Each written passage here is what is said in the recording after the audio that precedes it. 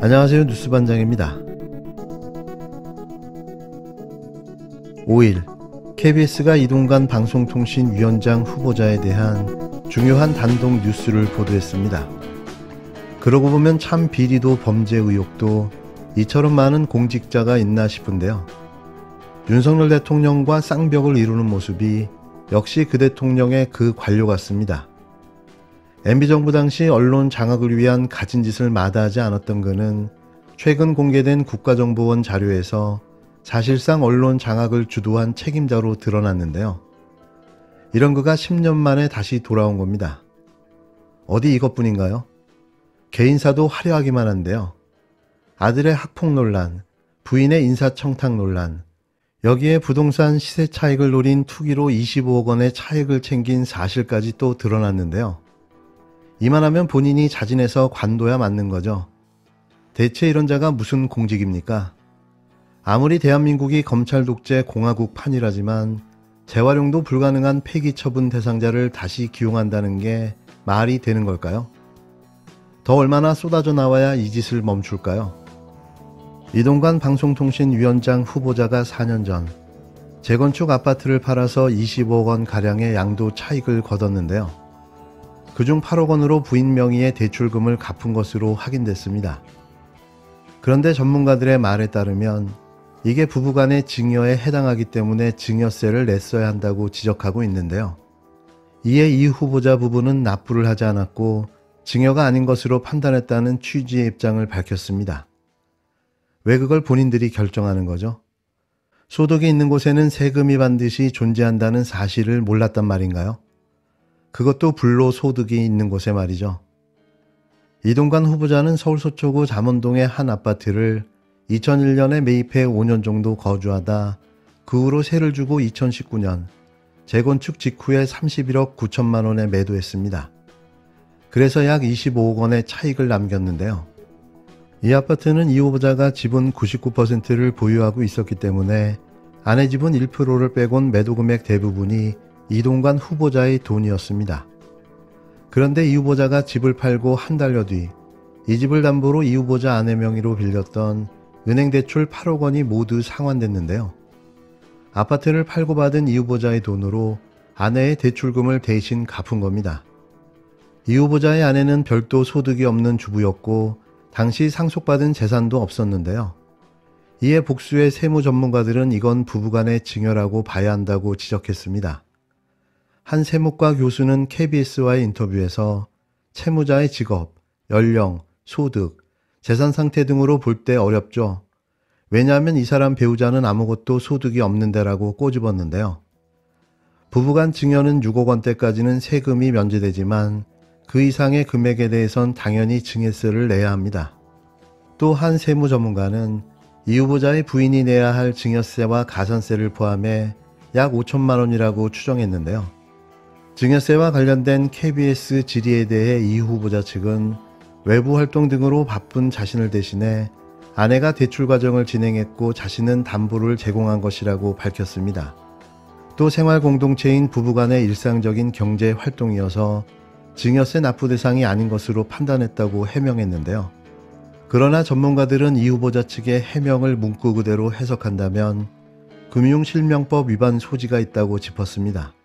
전문가들은 정상적으로 하려면 남편이 부인한테 증여를 해주고 그 돈으로 금융거래를 해야 되는 거라며 금융실명법 위반이 돼서 이건 과태료 처분을 받아야 된다고 주장했는데요.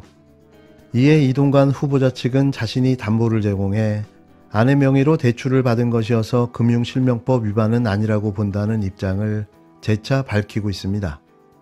자신이 아니라면 아닌 게 되는 건가요? 불법이 불법인지도 인지 못하는 공직자가 과연 제대로 된 공무를 볼 수 있는 걸까요? 언론 장악은 주업이고 부업은 청탁, 탈세, 학폭이 아닌가 싶은데요. 일반적인 국민이라면 한 건도 없는 비리와 범죄가 왜 유독 그에게는 이렇게 많이 있는 걸까요? 혹시 모럴 해저드가 아닌지 생각되는데요. 법다위가 자신을 지배하지 못한다는 생각을 이동관 방통위 후보자는 하고 있는 게 아닌가 싶습니다. 이동관 후보의 뒤틀린 언론관, 소름이 끼칩니다.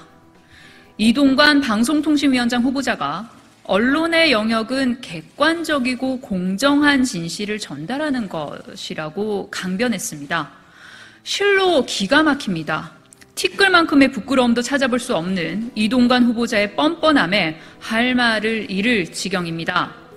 이명박 정권 입맛에 맞는 것만 취사 선택해 객관적이고 공정한 것으로 포장했던 언론 고문 기술자 이동관 전 수석이 그런 말을 할 자격이 있습니까? 심지어 공산당의 신문이나 방송을 언론이라고 이야기하지 않는다라며 현 정권에 쏟아지는 불리한 보도를 싸잡아 공산당 기관지 취급까지 했습니다. 지난 세월 국정원 등을 동원하며 언론을 공산당 기관지로 전락시키려 들었던 이동관 후보가 궤변을 늘어놓는 작태에 치가 떨립니다. 이것으로 이동관 후보의 언론가는 명확해졌습니다. 오직 윤석열 대통령 입맛에 맞는 보도만 해야 하고 그것에서 벗어나면 공산당 기관지로 취급당할 것입니다. 언론은 장악될 수도 없고 장악돼서도 안 된다는 이명박 전 대통령의 발언을 고스란히 인용하는 이동관 후보에게서 2차 언론 장악 시도에 임하는 결기까지 느껴집니다. 이동관 후보에게는 겸허하고 성실하게 청문회에서 소명할 자격조차 없습니다. 남은 선택지는 즉시 사퇴하는 것뿐입니다. 국민의힘이 용산 대통령실 여의도 출장소로 전락한 지 오래지만 이제 대통령 부부도 부족해 이동관 후보까지 대변합니까? 김건희 여사 일가 지키기에 총력을 다하다 이제 이동관 후보 지키기에 앞장서는 중입니다. 용산에서 떨어지는 오더마다 시행하기 급급한 모양새입니다. 국정 운영에 동반 책임을 지는 집권 여당이 아니라 그저 윤심만 외쳐대는 대윤 스피커 수준입니다. 국민의힘은 매일 대윤 방송하기 지겹지도 않습니까? 하다 이제 이 후보자 아들의 학교 폭력 자체가 없었다는 주장까지 하고 있습니다. 없었다는 학교 폭력 때문에 강제 전학을 갔습니까?